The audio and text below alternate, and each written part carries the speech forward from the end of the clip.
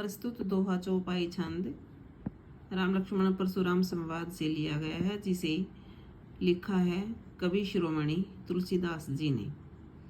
यहाँ राम और लक्ष्मण परशुराम के बीच में संवाद है, उसी का अंश प्रस्तुत किया गया है।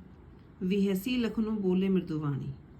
लक्ष्मण जी हंसकर बहुत ही मधुर वाणी में कहते हैं, अहो मुनिषु महावट मानी, कि हे मुनि तुम तो बड़े ही महान हो।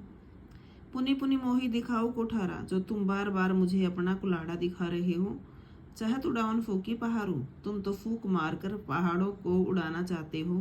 यहाँ कुंभड़वतिया कोई नाही, जे तर्जनी देखी मरी जाही। यहाँ कुंभड़वतिया का फूल, नाजुक सा फूल कोई नहीं है जो केवल तुम्हारी तर्जनी उंगली को देखकर मर जाए, अर्थात कोई तुम्हारी बातों को सुनकर व्यर्थ में ही डर जाए, ऐसा कोई नहीं है।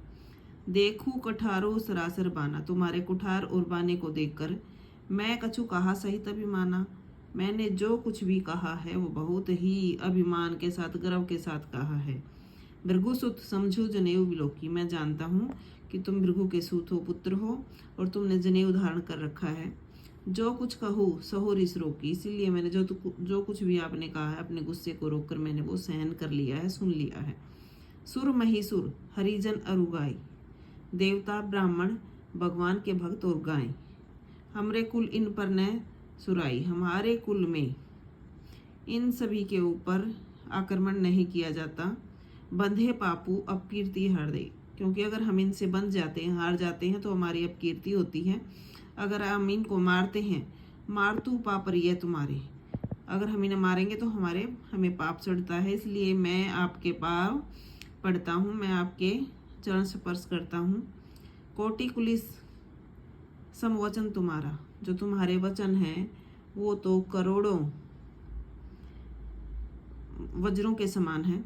व्यर्थ धनु बाण कुठारा, तुमने तो व्यर्थ में ही अपने धनुष, उबाण और कुठारे को धारण कर रखा है।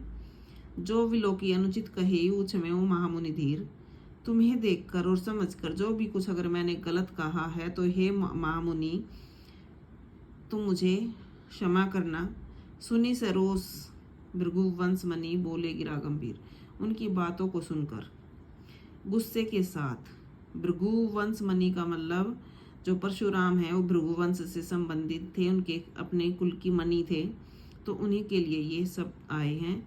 तो उन्होंने बड़े ही गुस्से के साथ बहुत ही गंभीर स्वर में कहा। प्रस्तुत दोहा चौपाई छंद में अवधी भाषा का प्रयोग है। अनुप्रास अलंकार का प्रयोग किया गया है। पुनि पुनि में पुनरुक्ति प्रकाश अलंकार है। कोटि कुलिस सम वचन तुम्हारा, कोटि कुलिस सम मतलब समान, तो उपमा अलंकार है।